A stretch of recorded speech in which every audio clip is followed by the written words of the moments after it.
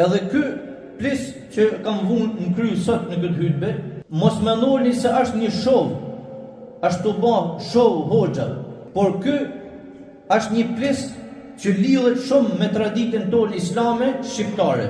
Të vjetrit tanë, baballar, gjyshërit, stërgjyshërit e kanë marrë këtë ples në kry dhe me këtë ples kanë vunë kryt në sejdë.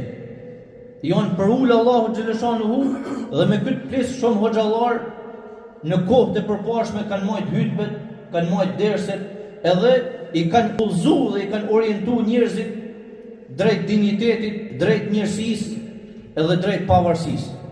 Prandaj kjo që kam unë në kry sot është një traditë shumë e bukur shqiptare islame dhe inshallah e ruajmë edhe për shumë kohë tjera, edhe për shumë shekuj tjera. Sepse Zoti xhaleshanuhu e den shumë llojshmërinë në krijim, e den shumë llojshmërinë dhe karakteristikat e ndryshme të popujve.